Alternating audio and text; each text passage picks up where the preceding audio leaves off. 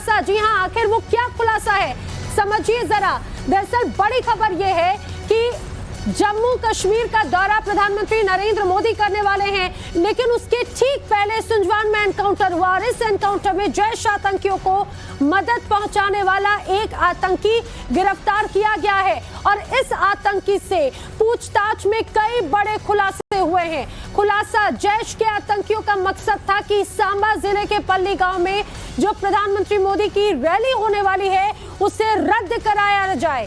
इस गिरफ्तारी के बाद में जिस आतंकी को गिरफ्तार किया गया उसका नाम शफीक है। उसने मारे गए जैश के दोनों पाकिस्तानी आत्मघाती हमलावरों को शरण दी थी। बड़ा खुलासा पूछताछ में। पाकिस्तान में जो बैठे हैं जैश कमांडर के जो तमाम आका, जैश कमांडर ने दोनों आतंकवादियों को निर्देश दिए थे कि सुरक्षा बलों पर बड़ा हमला होना चाहिए। बहुत बड़ा खुलासा, बहुत बड़ी साजिश का। और साजिश में यह भी खुलासा हुआ है, सुरक्षा बलों पर बड़ा हमले का आदेश था और यह स्पष्ट किया गया था कि बड़ा हमला होना चाहिए, सुरक्षा बलों पर ज्यादा जाने जानी चाहिए, जिसका असर सांबा के पल्ली गांव में होने वाली पीएम के दौरे पर भी पड़े। शफीक अहमद शेख को हमने गिरफ्तार किया, जो कि तराल पुलवामा का रहने वाला है। उसको जैश की तरफ से हिदायत दी गई थी कि वो जम्मू में आए और उसको ये कहा गया था कि कोई उनका जो साथी है वो इनके पास 2 आतंकी लेके आएगा, उनको इसको अपने घर में रखना था और उसके बाद इनको नज़दीक के सिक्योरिटी फोर्स कैंप या नाके पे ले जाना था जहां इनको अटैक करवाना था। उसके बाद बिलाल अहमद वगे को आइडेंटिफाई किया गया है, जिसको अलग टास्क दिया गया था कि उनको जो सांबा इलाके से आतंकवादियों को पिक करना था और उनको शफीक अहमद शेख के पास लेके आना था, जो कि उसने किया। उसने 20 तारीख की रात को उनको पिक किया और इनको लाके शफीक अहमद शेख के पास रखा और उसके बाद जो है शफीक अहमद शेख को हिदायत दी थी कि वो सिक्योरिटी फोर्स कैंप में जाए। इसके पहले कि वो निकलते सिक्योरिटी फोर्स कैंप की तरफ हमें इतला मिल गई और हमने उनको घेरा डाल दिया और अगले दिन ये एनकाउंटर हुआ जिसमें ये मारे गए। तो कुछ पश्तू आपने बताया, पश्तू बोल रहे हैं। जो शफीक की इंटरोगेशन से ये पता चला है कि ये पश्तू स्पीकिंग लोग थे, जो कि इंडिकेट करता है या तो अफगानिस्तान के थे या पाकिस्तान के इलाके, जो अफगानिस्तान के जो सटे हुए इलाके हैं उस इलाके के थे। तो अभी कौन अरेस्ट है और कौन एब्सकॉन्डिंग है? शफीक अहमद शेख की गिरफ्तारी हुई है। एक और इकबाल नाम का शख्स है जिसकी पूछताछ चल रही है। शफीक का भाई आसिफ और बिलाल अहमद वगे, इन दोनों की गिरफ्तारी भी बाकी है। सर, पाकिस्तान के पार से कौन था जो इनको इंस्ट्रक्ट कर रहा था? पार से इनको जो निर्देश दिए जा रहे थे, ये जैश का कोई कमांडर था जिसका टेलीग्राम आईडी था वीर के नाम से, वो इनको हिदायत दे रहा था। तो मोटिव यही था कि वीआईपी मूवमेंट से पहले कुछ डिस्ट्रक्शन हो? जी, मोटिव यही था कि वीआईपी मूवमेंट के पहले इनको मैक्सिमम कैजुअलिटीज यहाँ करें ताकि उसमें खलल पड़े। तो आपने सुना जो ऑफिशियल्स हैं वो क्या कह रहे हैं और फिलहाल मेरे 2 साथी मेरे साथ में हैं, रविकांत राय और प्रदीप दत्ता मेरे साथ में जुड़ रहे हैं। सबसे पहले प्रदीप, आपका रुख करते हुए जरा जल्दी से बता दीजिए कि किस तरह का खुलासा इस आतंकी की तरफ से किया गया है, क्या बड़ी साजिश थी? देखिए, शफीक अहमद शेख जो है तराल का रहने वाला है पुलवामा में और ये गाइड का काम कर रहा था। ये इन टच था जैश ए मोहम्मद कमांडर जो कि पाकिस्तान में बैठे हैं। उसे हिदायत दी गई थी कि आप जम्मू जाइए, वहाँ आपके पास कोई आएगा और 2 पाकिस्तानी टेररिस्ट लेके आपको उन्हें शेल्टर प्रोवाइड करना है। बिलाल वागे जाते हैं, ये सांबा से 2 जो आतंकवादी हैं क्रॉस करते हैं। बिलाल वागे इनको अपने ट्रक में बिठाते हैं। ट्रक में कैविटी क्रिएट की जाती है, खाली जो क्रेट है सब्जी के वो साइड पे रखे जाते हैं ताकि कैविटी बना के उन्हें अंदर छुपा के लाया जाता है। सुंजवा में जब लाते हैं तो शफीक अहमद शेख इन्हें शेल्टर प्रोवाइड करते हैं और हिदायत इनको दी जाती है कि आप एक हेडक्वार्टर या किसी आर्मी इंस्टॉलेशन पे टारगेट करिए, मैक्सिमम कैजुअलिटी करिए, क्योंकि आप देखिए ये सुसाइड वेस्ट पहन के है, मतलब कि ये सुसाइड बॉम्बर्स हैं, इनके वहाँ एक्सप्लोजिव मटेरियल है, इनको वहाँ पे हिदायत थी कि आप मैक्सिमम कैजुअलिटी करिए और उसकी वजह से जो खलल पहुंचे जो प्रधानमंत्री का दौरा है, यानी कि आप देख सकते हैं कि किस तरीके से इनको प्रॉब्लम है यहाँ पे नॉर्मलसी से, इनको प्रॉब्लम है यहाँ पे डेवलपमेंट से, इनको प्रॉब्लम है जो चेंजेस आई हैं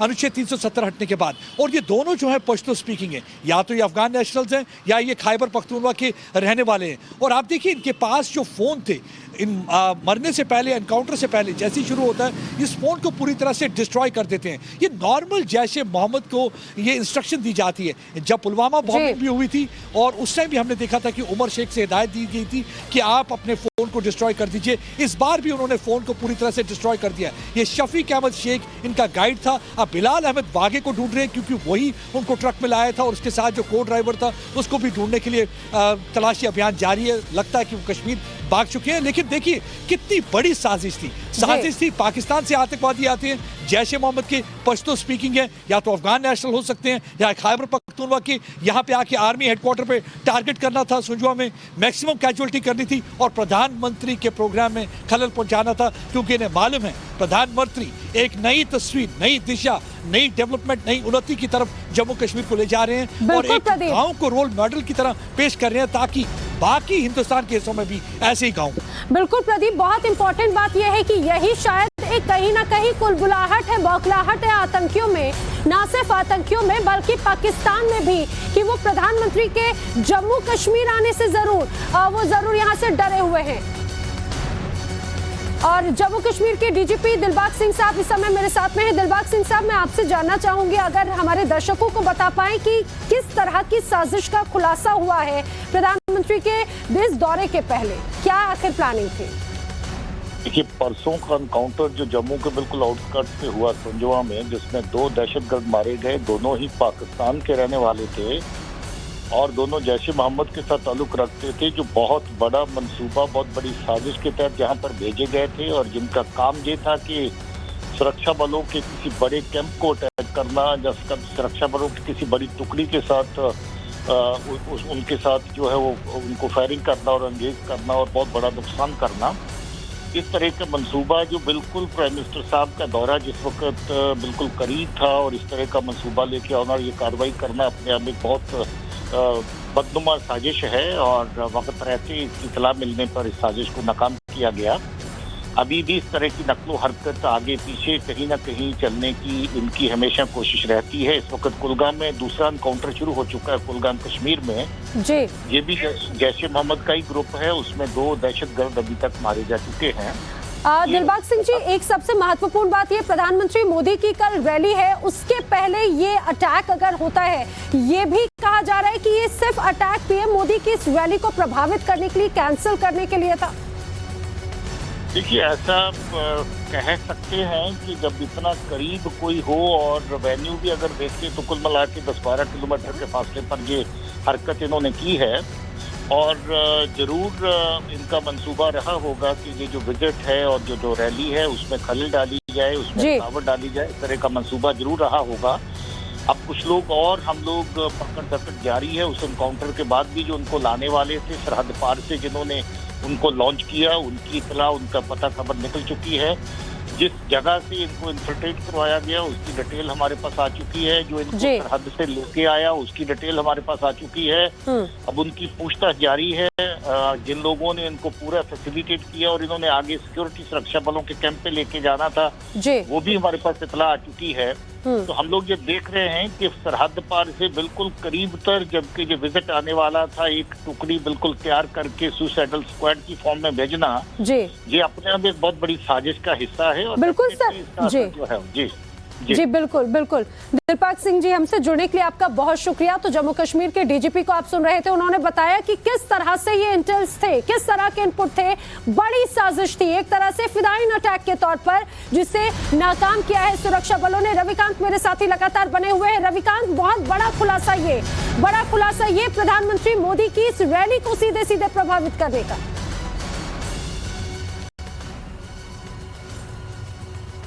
देखिए नैना, न तो पाकिस्तान और ना ही वहाँ की खुफिया एजेंसी इस बात को पचा पा रही है कि 5 अगस्त 2019 को भारत में पार्लियामेंट के अंदर इसी सरकार ने धारा 370 और 35A को जम्मू कश्मीर से खत्म कर दिया और धारा 370 और 35A के खत्म होने के बाद प्रधानमंत्री नरेंद्र मोदी का ये पहला आधिकारिक जम्मू कश्मीर का दौरा है। और ऐसे पे आतंकवादी ये इतनी बड़ी साजिश रचते हैं कि जो वेन्यू है जहां पर मैं सुबह गया था, सांबा का वो पल्ली गांव है, वहां से महज 17 किलोमीटर की दूरी पर इस तरीके की वारदात होती है। और आधिकारिक तौर पर हमारे सहयोगी प्रदीप दत्ता और जम्मू कश्मीर के डीजीपी ने इस बात को कंफर्म किया कि जो आतंकी भेजे गए थे पाकिस्तान की तरफ से, उनको क्लियर कट इंस्ट्रक्शन दिया गया था कि प्रधानमंत्री नरेंद्र मोदी का जो कार्यक्रम है उसे किसी भी तरीके से बाधित करना है या प्रोग्राम को कैंसिल कराना है। इस मंसूबे के साथ वो जो है दाखिल हुए थे। लेकिन हमारी सिक्योरिटी एजेंसियां लगातार मॉनिटर कर रही थी।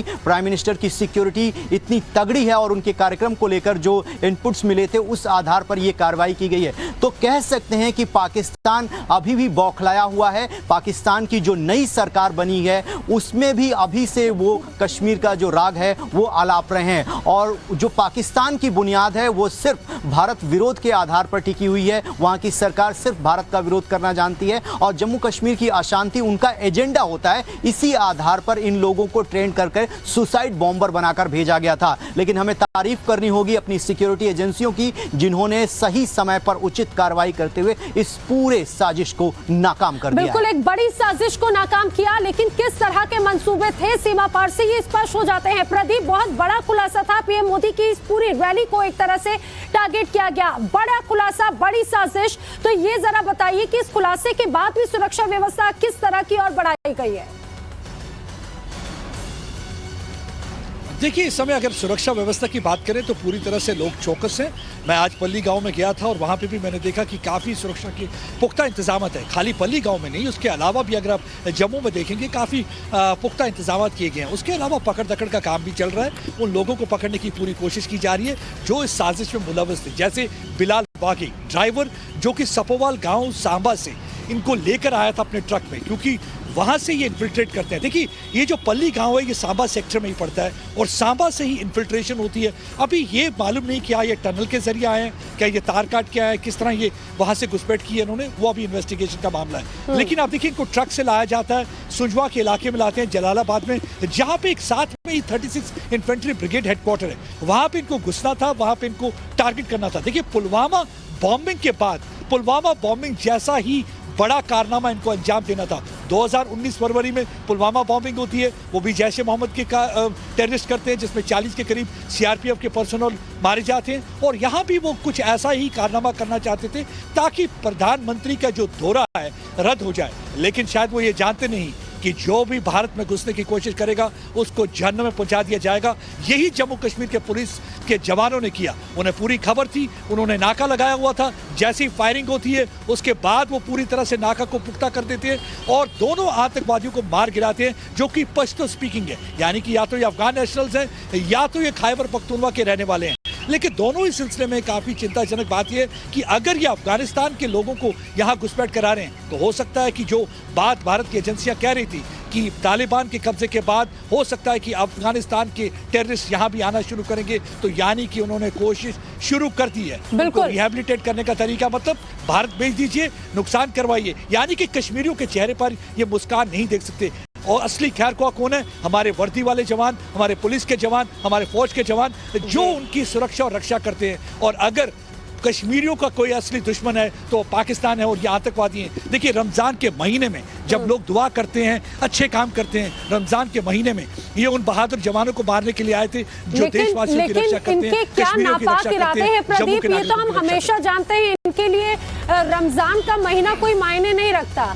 इनके लिए सिर्फ खून और खराबा ही एक इनके लिए सिर्फ और सिर्फ एक इनका उद्देश्य है। लेकिन रविकांत, जिस तरह से अभी हालात हैं, खासतौर से 370 हटने के बाद में किस तरह से पाकिस्तान अब बौखलाया हुआ है, ये स्पष्ट हो जाता है। ये भी एक मुख्य वजह मानी जा सकती है कि सीधे सीधे न सिर्फ सुरक्षा बलों पर प्रधानमंत्री की रैली को निशाना बनाया है इन्होंने।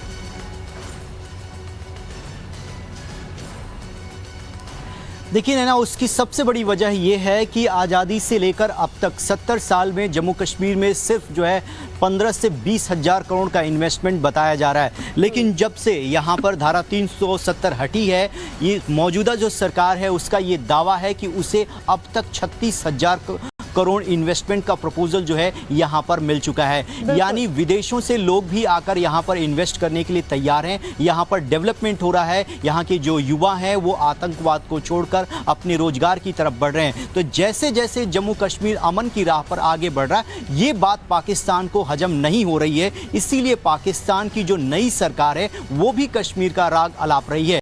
और धारा 370 हटने के बाद 2.5 साल बाद पहली बार आधिकारिक तौर पर किसी बड़े फंक्शन में प्राइम मिनिस्टर आने वाले हैं, जहां पर 20,000 करोड़ की सौगात जो है वो जम्मू कश्मीर को दी जाने वाली है। कई बड़े प्रोजेक्ट पूरे हो चुके हैं जिनका उद्घाटन वो करेंगे। कई ऐसे प्रोजेक्ट हैं जिनका वो शिलान्यास करने वाले हैं। ऐसे में पाकिस्तान को लगता है कि अगर इसी रफ्तार से विकास चलता रहा जम्मू कश्मीर का, तो जम्मू कश्मीर का जो मुद्दा है वो उनके हाथ से निकल जाएगा, जिसके आधार पर उनकी बुनियाद विरोध करने की टिकी हुई है। इसीलिए इस तरीके के जो निचले स्तर के कारनामे हैं, निचले स्तर की जो साजिश है वो पाकिस्तान की तरफ से की जा रही है। और प्रधानमंत्री के प्रोग्राम को टारगेट करने के लिए इनको क्लियर कट इंस्ट्रक्शन देकर भेजा गया है। इस बात की आधिकारिक तौर पर पुष्टि जो है वो जम्मू कश्मीर के डीजीपी ने हमारे चैनल पर की है। लेकिन हमारी सिक्योरिटी एजेंसियां पूरी तरीके से अलर्ट हैं। यहां पर किसी भी प्रकार से कोई ऐसी घटना नहीं घट सकती, क्योंकि मैं उस कार्यक्रम स्थल पर गया था।